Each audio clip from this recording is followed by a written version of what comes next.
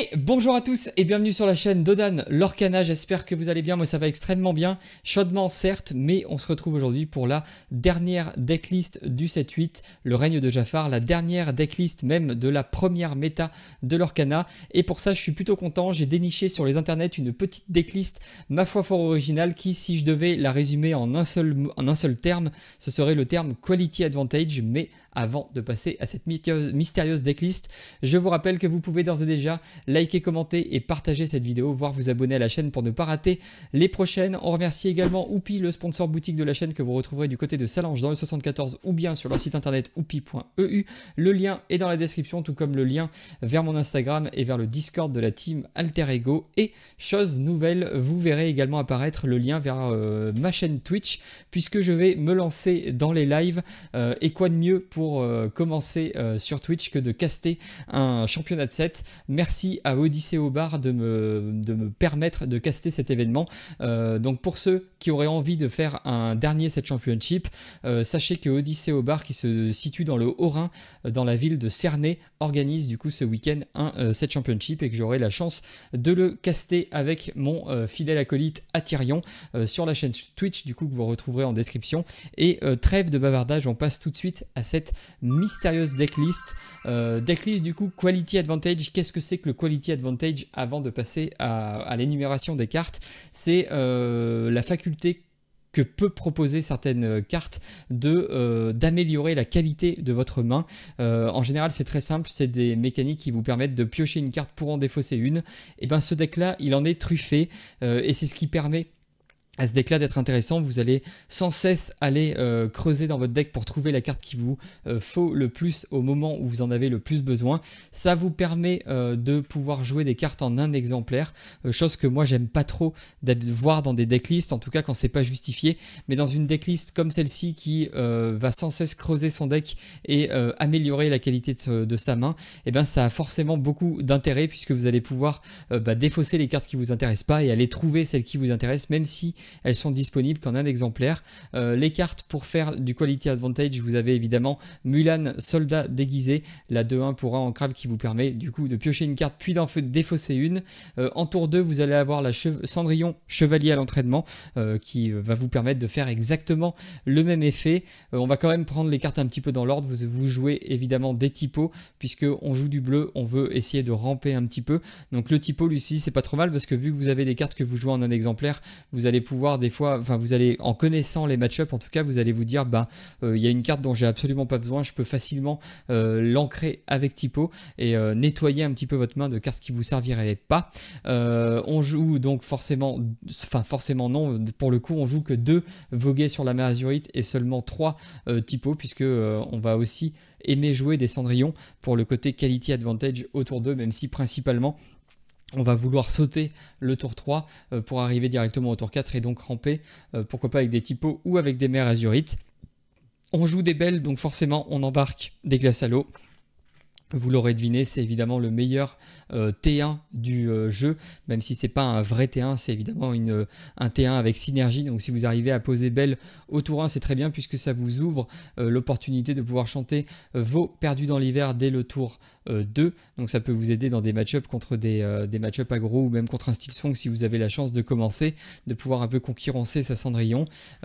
Sinon on va jouer forcément 4 pattes, puisque on va, vous allez le voir dans les parties qui vont suivre, mais on va globalement poser du board, on va faire du quality advantage en posant du board, on va gagner en tout cas en ayant du board. Donc forcément pattes, ça peut permettre de sécuriser un board pendant un tour pour ensuite pouvoir en profiter le tour d'après. On joue des grands Mertala, parce que pourquoi s'en priver, cette carte là elle permet aussi à sa manière de faire de la pioche, pas du quality advantage pour le coup, parce que vous allez, enfin d'une certaine manière si, puisque vous allez regarder 2 cartes et en choisir une, donc vous allez choisir la meilleure carte parmi les 2 cartes de la pioche que vous allez révéler.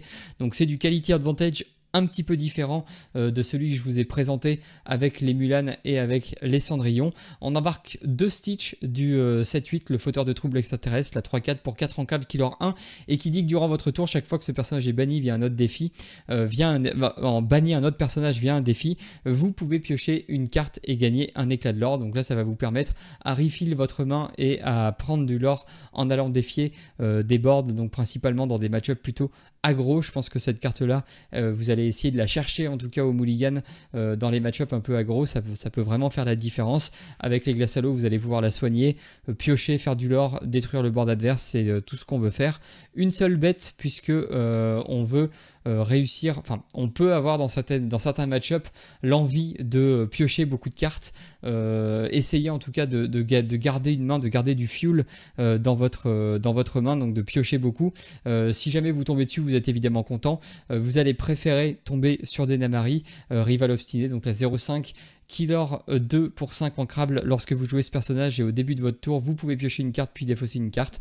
Donc celle-ci, c'est vraiment l'illustration de la carte qui vous fait faire du quality advantage lorsque vous la jouez et au début de chaque tour. Et en plus, ce personnage a plus 1 d'attaque pour chaque carte dans votre défausse. Donc le fait de défausser au début de tour une carte, bah, ça va lui permettre d'avoir beaucoup de force et de pouvoir aller chercher notamment les lieux bleus que l'adversaire pourrait poser en face, hein, notamment le bleu-rouge. C'est le principal match-up qui peut être un peu embêtant puisque vous êtes tous les deux un plan de jeu contrôle et du coup la Namari peut permettre de détruire facilement les manors de Picsou en face et donc de se faciliter un petit peu la tâche pour gagner. On a un Gaston fort du cerveau, donc pareil, hein, c'est une carte en un exemplaire parce qu'on peut aller la chercher lorsqu'on en a besoin, et si jamais on la trouve un petit peu au hasard parce qu'on n'a pas spécialement envie de l'avoir mais qu'on peut la jouer, et ben c'est toujours bien d'aller pareil faire du quality advantage comme une grand-mère Tala, d'aller regarder les 3 cartes de votre pioche et d'en choisir une, et en plus il se paye le luxe de l'auréat 3, donc pour terminer des parties, ça peut être très fort. Un seul Cusco, pareil, on peut en avoir besoin dans des match-up un peu exotiques contre des decks objets, donc il pourrait essayer de poser un sous-fétiche à un moment dans la partie, ou pour aller retirer une glace à l'eau sur un bleu-rouge qui pourrait être un peu pénible à toujours réussir à soigner ses créatures. Donc pareil, une carte qu'on pourra aller chercher facilement avec ce deck-là, avec la capacité d'aller creuser dans notre deck. 2 Tamatoa parce qu'on embarque quand même les 4 glaces à l'eau et que ça peut être intéressant d'aller les rechercher pour repiocher derrière. Vu qu'on embarque les 3 Cendrillons, pourquoi se priver? On va aussi mettre un gros pâté sur le board, une Cendrillon Cœur Vaillant. On sait que le Steelsong aime pas du tout jouer contre Cendrillon Cœur Vaillant, il arrive globalement pas à la gérer, et vous allez pouvoir aller gérer un petit peu tout ce que vous voulez. Elle l'or pour 3, c'est une 5-5 résiste 2 qui peut défier lorsque vous jouez des chansons, et ça tombe bien, vous embarquez quelques chansons, on le verra juste après. Et autre carte assez originale du 7-8 qui a pas du tout été jouée jusqu'à présent, c'est le Vincenzo Santorini, une 2-8 pour 7 ancrable Killer 3. Donc là aussi on voit il y a pas mal de cartes Killer 3, c'est pour essayer de finir les parties assez vite une fois que vous avez globalement géré le board adverse et que l'adversaire a un peu de mal à revenir dans la partie. Non seulement c'est une 2-8 Killer pour 3, mais en plus lorsque vous jouez ce personnage, vous pouvez choisir un personnage et lui infliger 3 de dégâts.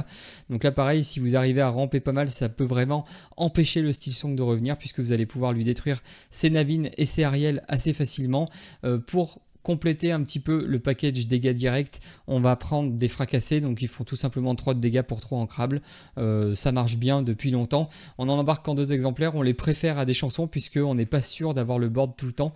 Là au moins pour 3 c'est 3 de dégâts, c'est assez basique. On a vu les perdus dans l'hiver, donc on va atteindre les chansons, donc on a quand même 2 bleus lumière qui vont très bien avec la grand-mère Tala, qui vont vous permettre eux aussi de faire du quality advantage et de ramper par la même occasion. On joue du gris, donc on va pas se priver, on va quand même embarquer les Kansudan sur Van Zeus, très très bonne carte. On joue du bleu, on va prendre libéré délivré, donc là c'est vraiment le package assez contrôle du deck, le Zeus, le libéré délivré. On va embarquer 2 tuons la bête, parce qu'on le sait, les decks aggro, ça peut des fois vous prendre de vitesse, et avoir un outil qui permet d'aller faire des dégâts à tout le monde, c'est très appréciable. Un seul Nouvelle-Orléans, donc ça c'est quand on est un peu devant, si on peut vouloir aller creuser son deck pour la trouver. Si vous arrivez à chanter avec, c'est évidemment très fort, puisque vous allez jouer gratuitement une carte qui coûte 6 ou moins de votre deck, donc ça peut vous permettre d'aller en plus encore un peu plus creuser votre deck, donc encore sélectionner les cartes qui vous intéressent le plus. 2 Beyond de Horizon, on les préfère au sort rêve bleu parce qu'on peut les jouer pareil quand on n'a pas de carte en main, on n'est pas obligé de les chanter, on peut cibler l'adversaire si l'adversaire a fait trop de value, de card advantage pour le coup, s'il a trop de cartes en main, ou même s'il a fait beaucoup de quality advantage, ça peut être intéressant d'aller lui jeter sa main, une fois qu'il l'a bien trié, d'aller tout lui bâtarder pour lui redonner une nouvelle main. Un seul Manor de Picsou, parce qu'on n'a pas spécialement besoin d'en jouer plus, vu qu'on peut aller le chercher dans les match-up où on en a besoin. besoin. On pourra le protéger efficacement vu qu'on joue une base grise. Donc voilà, c'est une decklist qui est vraiment très sympa. Je pense que si vous avez un dernier petit set championship ce week-end, entraînez-vous un petit peu sur cette decklist là et pourquoi pas tenter de la ramener en tournoi. En tout cas, moi, elle me plaît beaucoup. J'arrête de parler et on passe tout de suite sur Inktable pour illustrer un petit peu tout ça. Et c'est parti, et on commence tout de suite contre Steelsong, on laisse tout en basique et en défaut, et on lance la game. On est deuxième joueur, il va nous falloir des bonnes cartes, la glace à l'eau c'en est une, le typo c'est pas mal pour ramper autour d'eux, même si contre Steelsong on préfère la mer azurite. Est-ce qu'on a besoin de la Mulan? Je pense pas. Est-ce qu'on a besoin de tout le reste? J'aurais tendance à dire non pour l'instant, j'aimerais bien trouver une belle. C'est chose faite, parfait. On a aussi on a un pit qui pourrait être pas mal. On va commencer par ancrer la Mulan, hein, vu qu'on a potentiellement le meilleur tour 1 du jeu avec l'interaction belle et glace à l'eau. On a trouvé le Tamatoa qui est pas trop mal vu qu'on a aussi trouvé un objet. Donc là ça l'empêche un peu, enfin ça l'empêche pas mais il pourrait shift. Bon d'ailleurs il nous offre, c'est très gentil à lui, il nous offre son Rhino. Je vais ancrer Cendrillon et je vais partir avec un typo qui va me permettre d'ancrer une carte. Je pense que je vais ancrer malheureusement le Vincenzo qui est quand même assez lointain. Je vais garder les cartes évidemment qu'on peut jouer les tours prochains. J'aurais pu ancrer, remarque, une Namari, mais Namari est vraiment très utile en fin de partie pour aller piocher plus de cartes. Ok, donc là il est obligé de jouer à la mano un libéré délivré. Pas libéré délivré, perdu dans l'hiver, ça me gêne pas. Je vais potentiellement ancrer ça. Je vais jouer ça au cas où, juste pour l'embêter, même si ça sert pas à grand chose, c'est quand même une 3-3. Il arrive sur les tours où il pourrait jouer des Zeus, donc ça pourrait être chiant. Au tour prochain, je vais jouer une Namari. Au tour 6, je vais pouvoir jouer autre chose. Ça va me permettre de faire un bon petit trade. Je suis même pas obligé de trade, mais on va ancrer une Namari. On va jouer notre Namari. On va trouver un autre patte.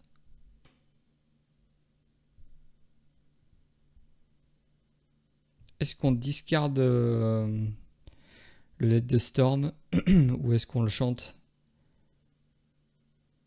On pourrait le chanter pour tuer tout de suite la Cendrillon. Et auquel cas on n'a plus trop besoin du patte. Il est à 4, il pourrait évidemment faire ce rêve bleu, mais du coup si on se vide la main, ça nous embêtera moins. Là, on va tout de suite lui taper sa Cendrillon. Et on va partir à l'aventure. Donc là on aimerait bien pouvoir poser le manoir. On sait que le Steelsong peut avoir du mal, il est obligé d'envoyer des Zeus dedans, c'est pas l'idéal. Donc là on a plutôt bien géré. Bon, on se prend un Gravure Sword, tuons la bête, c'est pas le plus grave. Là on va piocher 2. On va vraiment filtrer la main comme on veut l'avoir, parce que là on repioche après derrière avec notre effet de cartes. On va, je pense, ancrer ceci. Et la question c'est, est-ce qu'on joue plutôt le manoir? On va plutôt jouer le manoir. Pourquoi? Parce que je préférerais pouvoir jouer tout de suite la glace à l'eau. Là c'est pas le cas. Lui par contre il a aucune raison de rester là. Là on lui met la pression avec une Namari sur le board et un manoir de Picsou. La Namari en plus qui va avoir la force qui augmente tout le temps, mais c'est pas le cœur du truc. Ah, il vise plutôt la Namari plutôt que le lieu. Donc là il nous faudrait une carte ancrable évidemment. On n'a pas de carte ancrable évidemment. On va jouer ça, on va remonter la glace à l'eau et on va malheureusement juste passer. Lui il a plus qu'une carte en main, donc ça nous va. Il peut pas la jouer comme ça, ou alors il a pas envie de la jouer comme ça, on sait pas trop. Double glace à l'eau. Ça c'est pas si mal, ça nous permet de piocher. On a cette carte là qui peut être intéressante. On va faire une deuxième glace à l'eau, on trouve un Zeus. Je pense qu'on va jouer Zeus, hein. C'est lourd, c'est gros, mais j'ai pas spécialement envie qu'il fasse autre chose. Et on va passer. Là s'il fait ce rêve bleu, globalement ça nous gêne pas. Ah, ça c'est plus embêtant, on aurait peut-être pu être un peu plus précautionneux et garder notre... Quoique non, c'est bon. Les étoiles s'alignent pour le coup. On va jouer un perdu dans l'hiver sur sa bête. ce qui nous permet de piocher. Et on va jouer un fracassé pour finir la bête. Et on va partir à l'aventure. Donc là, on est... là, je vois pas comment il revient de tout ça. On protège parfaitement notre Manor de Picsou. Il est obligé de jouer son ce rêve bleu un petit peu en mode désespéré. Nous, en plus, on va pouvoir jouer une... je pense même qu'on n'a même pas besoin. Hein. On va jouer... je pense qu'on va chanter Gravure Sword. Tout détruire. Jouer ça et ça.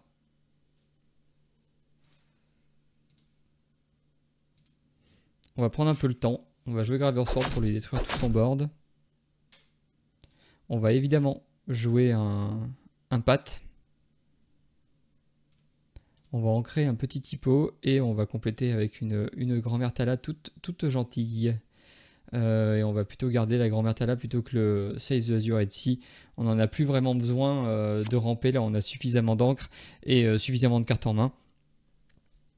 Bon, bah là, c'est fini. On passe à 16, 17, 18, 19, 20. On va juste partir à l'aventure avec tout. Quest Weevil.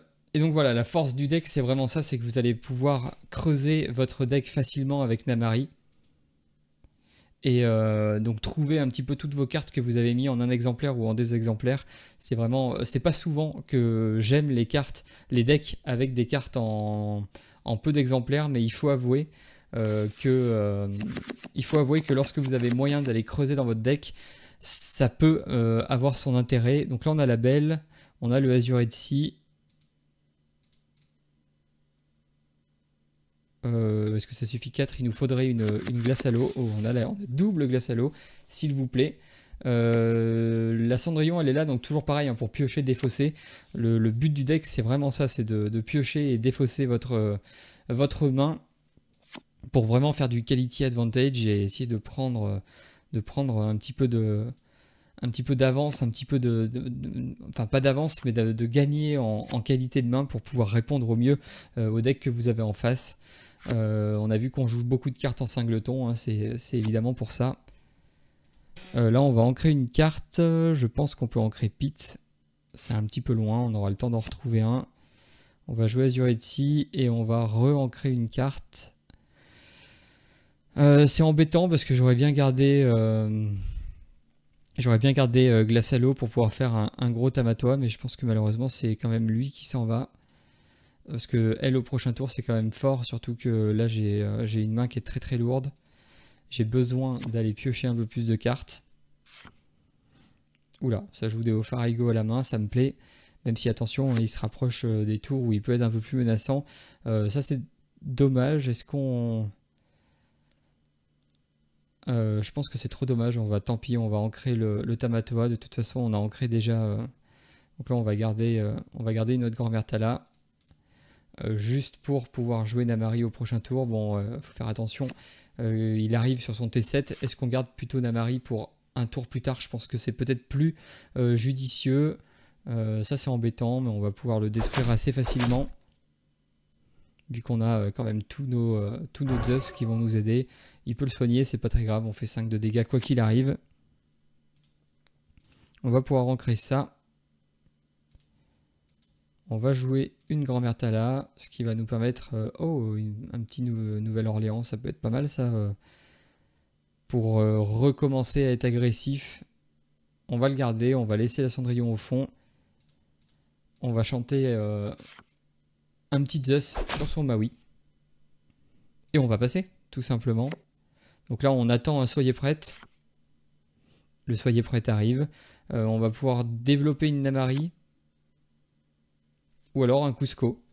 Cusco, il s'inscrit bien à ce moment-là. Il va lui détruire sa Popsicle. Et il nous permet au tour d'après de chanter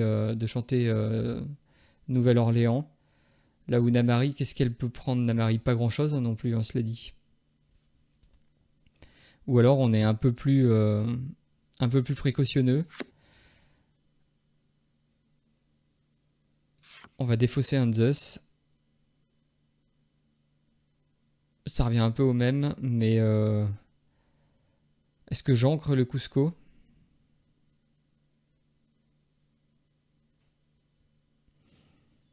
Est-ce que j'ancre ce Cusco là? Et au prochain tour, je peux faire Nouvelle-Orléans.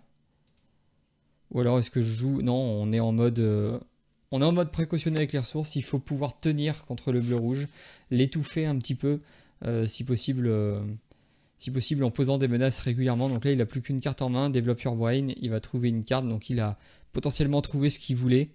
Nous, à chaque fois, on va faire son effet. Il n'y a pas de raison qu'on ne le fasse pas. Par contre, on va défausser ça. Cette fois-ci, on va pouvoir... C'est un peu embêtant. On va ancrer un libéré-délivré pour jouer un Cusco. On va détruire la glace à l'eau, enfin lui mettre en encre. Et on va partir à l'aventure avec la Namari. Donc là, on espère qu'il n'a pas de quoi gérer le Cusco. S'il a de quoi gérer le Cusco, et bien ma foi, tant pis. Donc là, il a quand même beaucoup... Oula, on a de la chance, il a beaucoup pioché. Ça aurait pu être embêtant. Donc là, on va pouvoir faire Nouvelle-Orléans. On va déjà piocher, défausser. Il faut qu'on garde un peu de gestion. Est-ce qu'on veut toujours mettre du board? Je pense que oui. Donc là, on trouve une belle. On va commencer par chanter, je pense, Nouvelle-Orléans avec le Cusco. Donc là, on va avoir 3 cartes, on va pouvoir en jouer une gratuitement. Est-ce qu'on met notre Namari? Non, on va plutôt mettre un lieu. C'est évidemment plus safe contre bleu-rouge. On pourrait chanter. Ou alors on le joue flat. Je pense qu'il faut optimiser l'encre, le lore. Du coup, on va jouer ça flat sur le Tamatoa. Et on va partir à l'aventure avec Namari. Alors Namari contre bleu-rouge, elle est pas mal, hein, parce qu'elle permet d'aller one-shot un lieu si jamais l'adversaire n'arrive pas à la gérer. Ofaraigo, ok, donc là il cherche clairement des solutions. C'est pas trop gênant parce que là, même s'il arrivait à faire un soyez prête, nous on aurait quand même le manoir qui serait là pour tenir la baraque. Même si là c'est un peu plus embêtant, il a aligné beaucoup de cartes, beaucoup de grand-mère Tala. Nous forcément on va le faire tout le temps.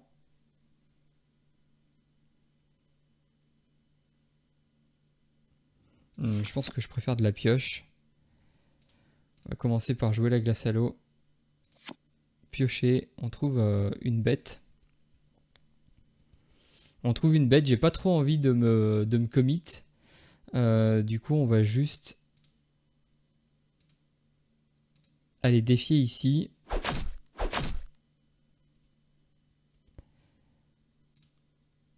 On va aller défier là.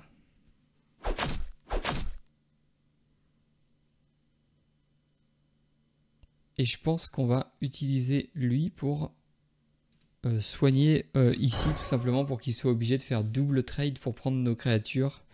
Et ça l'embêtera plus. Je pense que on va jouer quand même une grand Vertala pour piocher un petit peu. On trouve une belle. Bon, c'est pas forcément ce qu'on voulait. Et on va passer. Donc on garde 2 cartes en main. Bon, le Hades qui va détruire notre pauvre...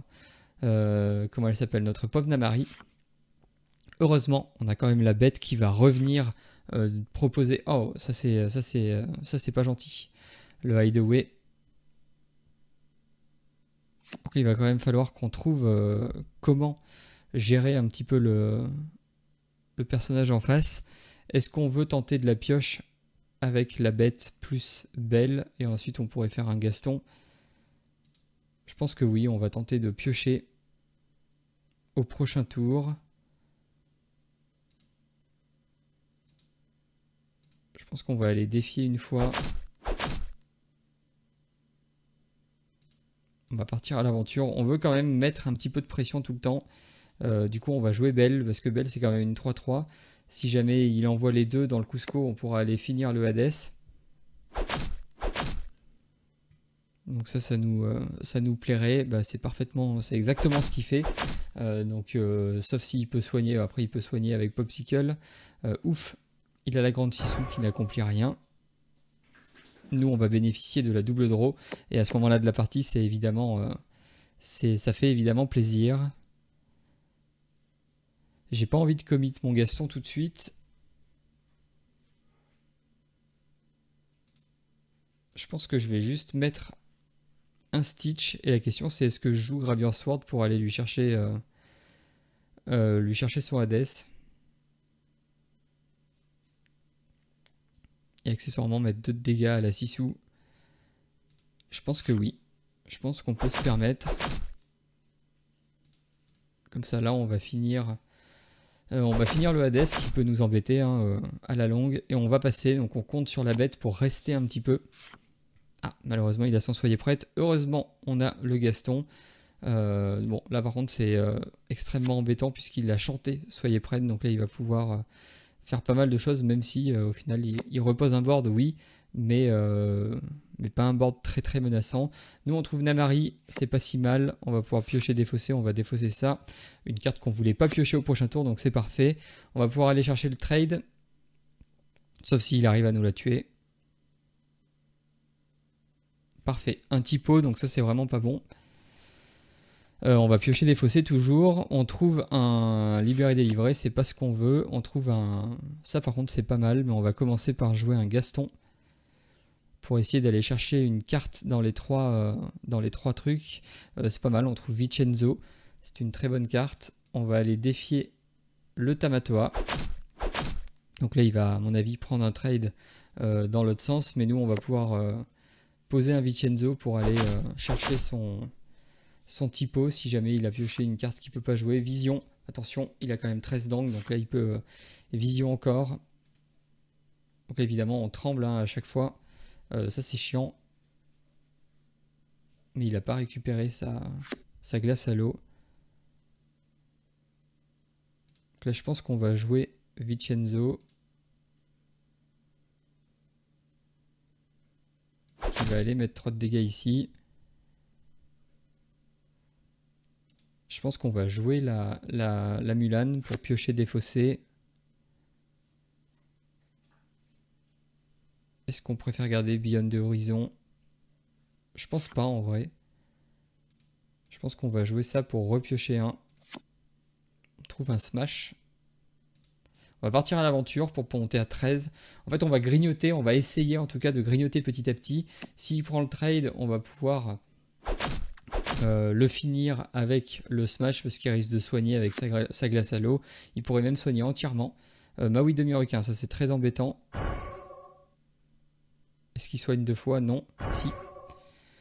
Là, nous, on fait quand même un petit trou. On va pouvoir monter un peu plus haut. On pourrait lui détruire à distance son Maui demi-requin. Je pense que c'est ce qu'on va faire prompto. Parce que Maui demi-requin qui récupère des cartes comme Soyez prêt ou autre, c'est évidemment pas du tout ce qu'on a envie de voir dans la partie. Donc on va en finir vite fait avec lui. Et on va jouer un petit pat pour s'assurer normalement une victoire au prochain tour puisque là on monte à 17. Il peut pas jouer. Bon évidemment s'il top deck Sissou, il détruit notre board et il détruit tout sauf le pat et ce serait évidemment embêtant.